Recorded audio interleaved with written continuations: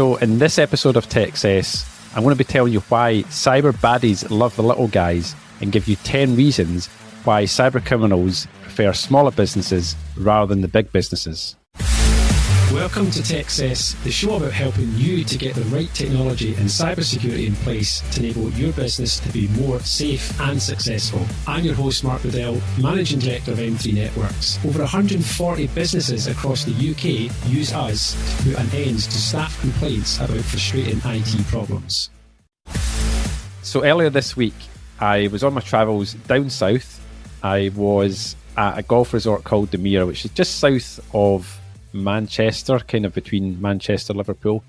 And I was down there talking at an event on cybersecurity for the automotive sector, specifically for accident repair centres or body shops, whatever you want to call them. And I've been down there a few times before. In fact, last year when I was down there for a golf day, Sir Alex Ferguson and Sam Allardyce flew in a private helicopter and landed on 18th green and came in and sat and watched the Liverpool Champions League game. Of course, he wasn't supporting Liverpool. And it was one of those kind of like bizarre moments where, what's going on? Where's this helicopter coming from? And then, Sir Alex Ferguson rolls out. And he'd been away over in Dublin watching the horse racing. Is it the Gold Cup? I think it's maybe on over there. I'm not sure what it was. I'm not into horse racing. But that's what he was away doing. And anyway, he came back and enjoyed the football and a couple of beers in the bar. And going down to do a specific event for a specific industry is actually easier than giving generic advice, because when you're talking to a specific audience, you can actually be very specific. Specific is going to be the word of this podcast, and you're going to use it quite a lot. But it's much easier to give advice when you know exactly the industry and exactly the type of business you're speaking to, because we know the IT systems and the tools and the systems and things that they have, and we know how those businesses work, and because we've got those businesses as our clients, so we completely understand those businesses.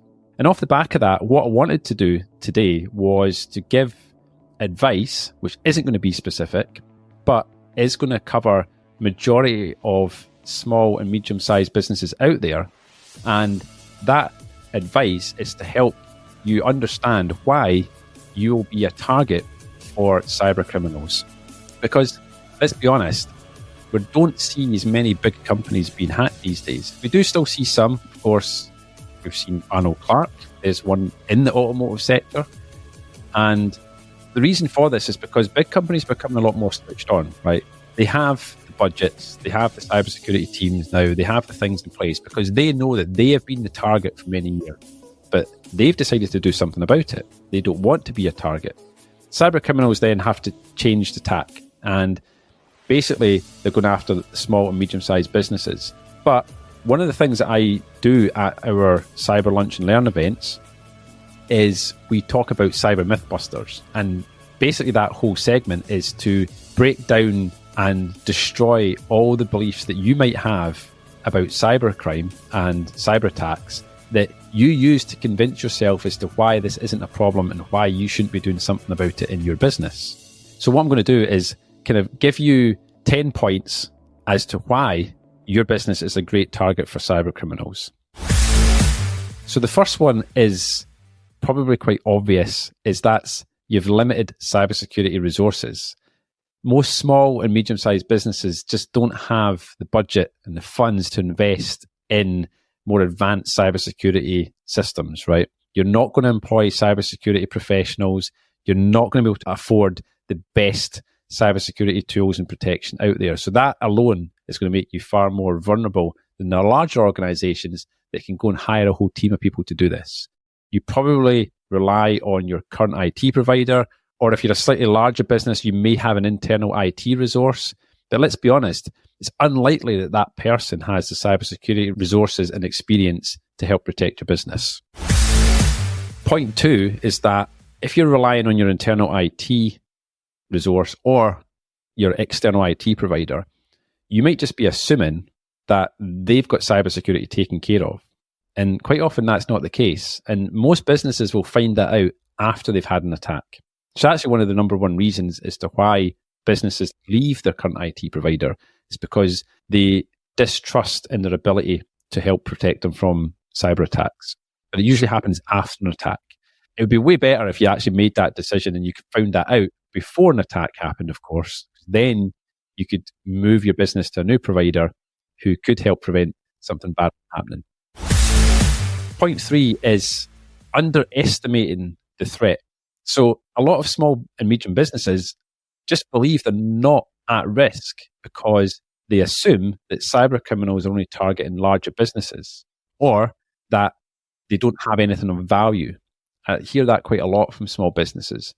But of course, the cyber criminals want you to think that. They want you to think that it's not going to happen to you.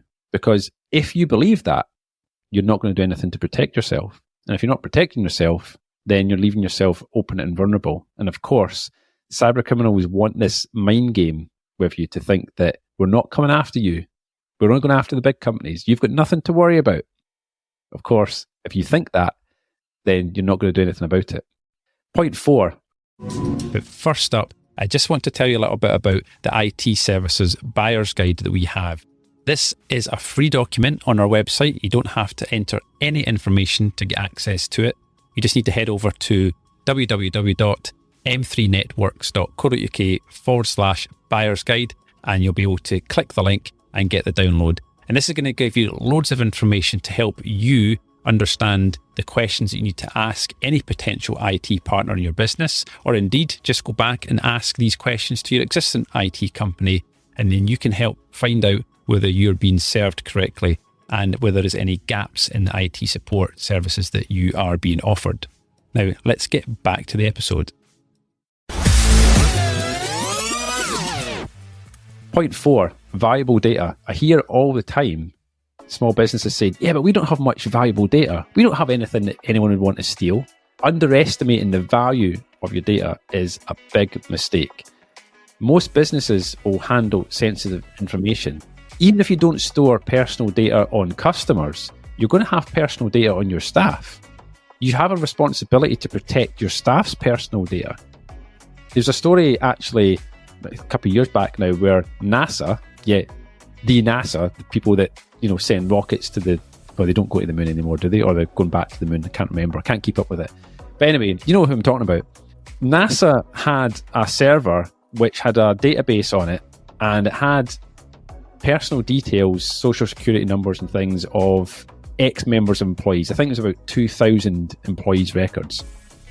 That database got breached, and they didn't know whether the data was actually exposed or anything else, but they have a duty of care to protect even ex-employees. So what NASA had to do was then take out basically identity theft monitoring protection for all those 2,000 employees, which I think cost them several millions of dollars to actually put this in place. So even if you have data on your employees, that is still personal data, valuable data, and you have a duty of care to make sure you protect that information. But remember that cyber criminals don't often want your data. Yeah, your data might have no value to them. So what do they want to do? Well, they want to stop you from accessing your data. So you might have heard of ransomware, and that's effectively what we're talking about here, where they will encrypt, effectively lock access to your data, and then ask you to pay a ransom to get access to that data. If you don't have the right systems in place to make sure you can get yourself out of that, you might find yourself having to pay a ransom. And the statistics, I think it's about 75% of businesses that pay a ransom once will end up paying a ransom again, because cyber criminals know you're a soft target. You've paid once, you were unprotected, and guess what? Most businesses actually don't really invest in their cybersecurity after a ransomware attack. People see it as a bit of a blip. They'll pay it, go, yeah, that happened, that's done and dusted now.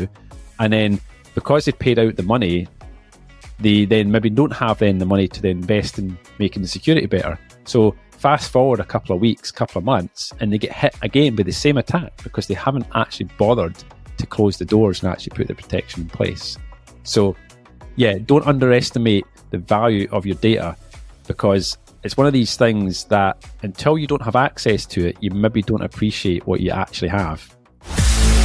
So point 5 is less training and awareness. This is one thing I spoke about the other day as well. When I asked for a show of hands in the room, I asked who is training their staff on cybersecurity, not a single hand went up.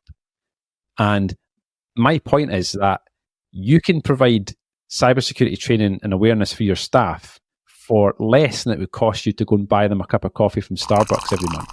Literally from a few pounds per month, you can start a security awareness program. So making sure that your staff are aware of these things. Because again, most people just assume, oh, our IT company's got this taken care of. They just chuck cyber into the IT bucket, right? And it just becomes a thing. Because when you're paying your IT company, hundreds of pounds a month or whatever for support and services, you just assume and want them to sort cyber because it's much easier for you to just shift it to them. Whereas the reality is they're probably not doing very much. And like I always say to businesses, if it's not on an invoice, it isn't happening. You want to make sure that staff are vigilant, staff are getting some training. And actually, like I just said, cybersecurity awareness training is actually one of the cheapest and easiest to implement cybersecurity measures that you can put in place. And actually, you could argue that it's probably one of the most effective because phishing and social engineering beats all technology, right? When that phishing email has got through your email filter and it gets to Susan in accounts, guess who's going to be the one to protect your business at that point? Susan. And if Susan's not aware of how she's been phished or be able to find out whether that email is a scam or not, you're putting all your cybersecurity response on that member of staff. And it's not going to help you if she's not had any training. So that's definitely first thing I would put in place.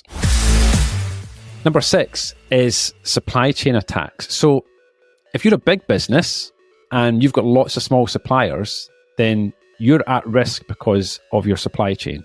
As I said earlier, it's unlikely that cybercriminals are going to target your business because they're going to make an assumption that you're a big business, you've got budget for this, you've got cybersecurity teams, and you've got this taken care of. They're going to try and find a way in through your smaller suppliers.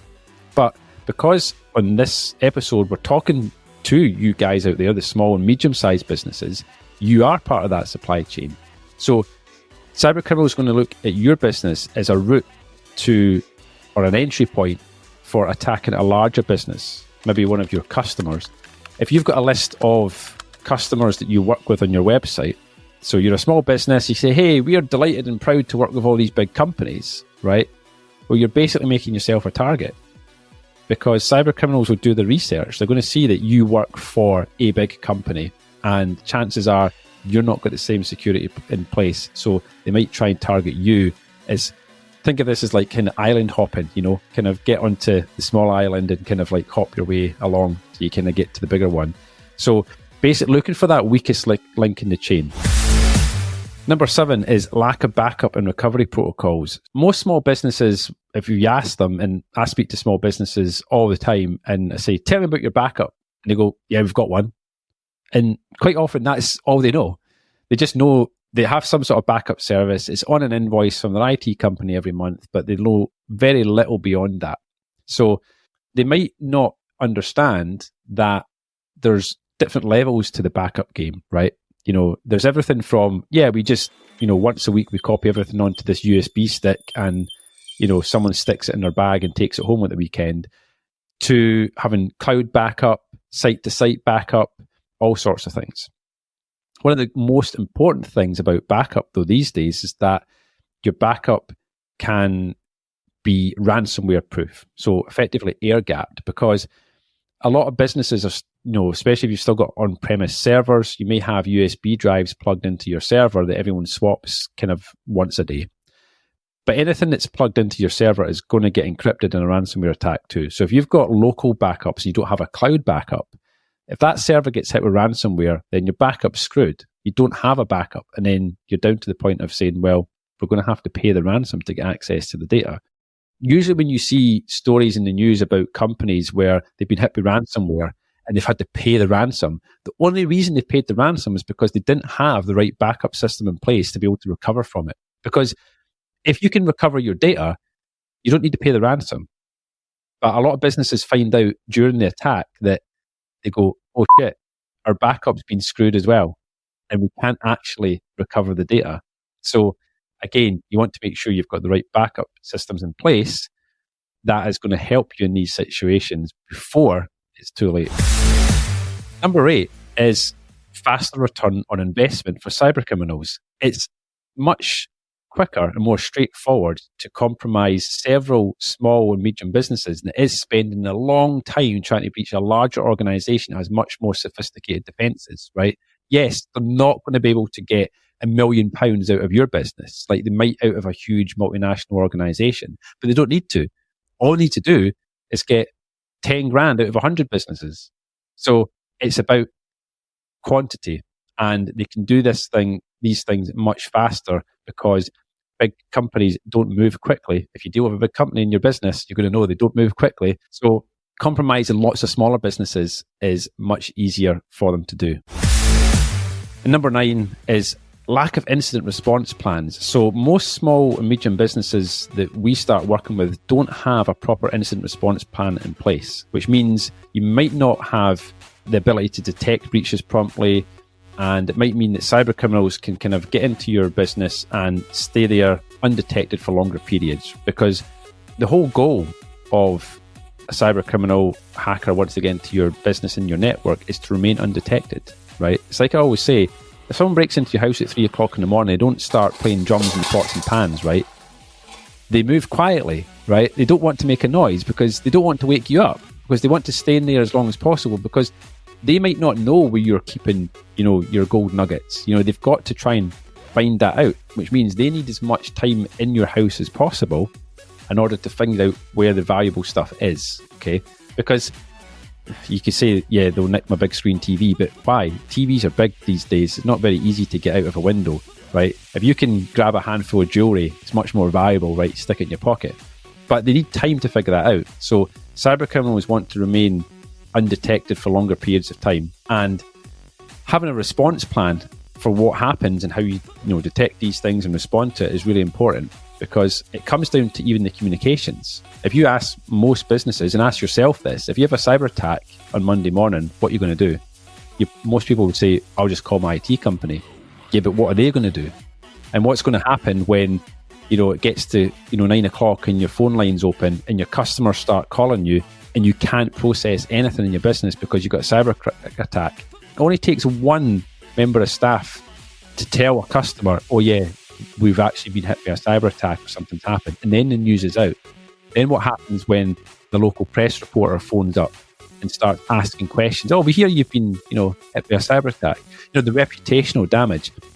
All this stuff is included in an incident response plan. It's not just about technology. It's not just about recovering from data. And don't have time to go into in this episode, but an incident response plan for cyber attack is not the same as a disaster recovery plan for just recovering your data. There's way much more to it than that. We have a number of certified incident response handlers in our team at M3 who are all qualified to work with businesses to help create incident response plans for customers. So if that's something you don't have in your business, you may want to go and ask your IT company if that's something that they can do. If not, then you definitely need to be speaking to a cyber specialist who actually knows how to do this stuff.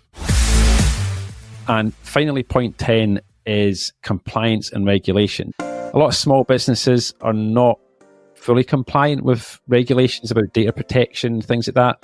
Quite often you don't have to be if you're a certain size. Most compliance for small businesses is going to come around things like cyber essentials. Are you being asked for cyber essentials by your customers? And if you've got some big customers, they're probably going to be the ones that push this down on you. But what I tend to see is that the smaller businesses only tend to meet compliance and meet regulations when they're asked to do it. Typically asked to do it by someone that's paying them money, so a work provider or something like that. But the bigger companies will actually work better on compliance and regulation standards just off their own back because they're big companies, right? For example, we have ISO 9001. No one asked us to get ISO 9001. ISO 9001 is quite a lot of work to implement. It costs us quite a bit of money to maintain.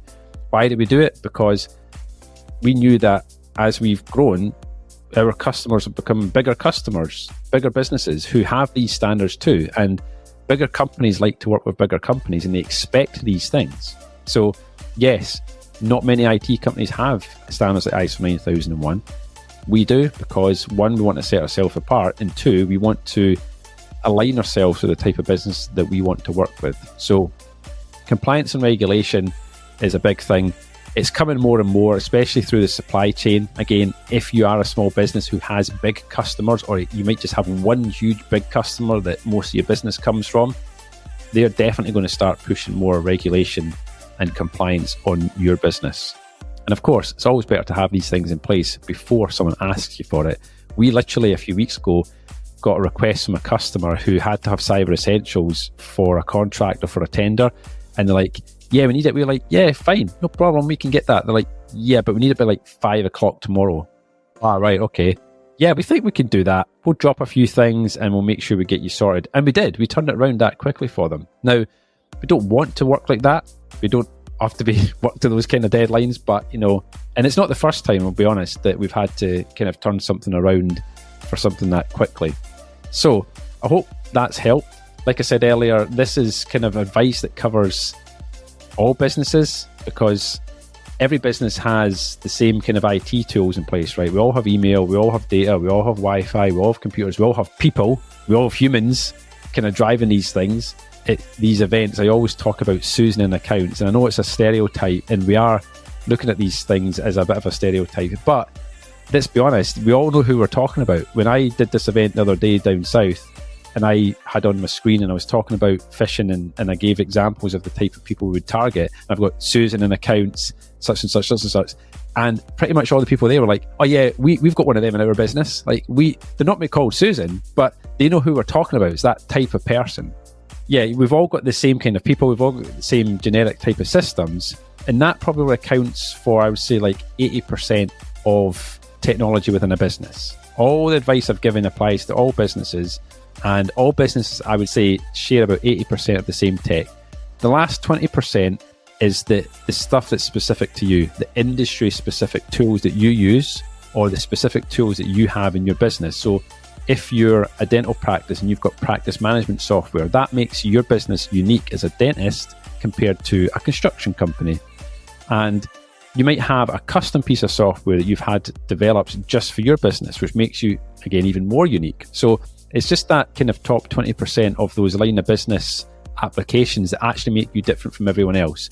Because for us as IT professionals, we know that all businesses to a point have the same tech in place. It's only the small things that make a difference. So it doesn't really make a difference where, you know, you're a construction company, where you're a dentist, an insurance company, or a legal firm, whatever. I've been in situations where we're going out to see a new customer and they are in an industry that we don't have any other customers in. And people say, do you have any other customers that do what we do in our industry? And I say, no, it doesn't matter, because your computers are no different. Your Wi-Fi network's no different. And probably 80% of the systems that you use are the same as what all of our other customers use. Everyone likes to think their business is unique, but from an IT point of view, you're not as unique as what you might think. All the advice I've given you in this episode and all the things I've given you to think about applies to anyone that's listening to this. But what I would say is, if you do want specific advice for your industry or for your business, that's when you need to have a discussion with someone who can actually sit down, look at your business, do a bit of a cyber health check on your business and give you some specific advice. If you'd like a quick chat with me about anything I've discussed in this episode, or you have a specific question about any aspect of your IT or cybersecurity, you can book a call in my diary. Just head over to www.m3networks.co.uk/meet Mark. And finally, if you enjoyed this episode, please make sure to follow or subscribe to the podcast in your favourite podcast app for future episodes, where I'll dive deeper into other IT and cyber-related topics. Techcess is an M3 Networks podcast. Find out more at m3networks.co.uk.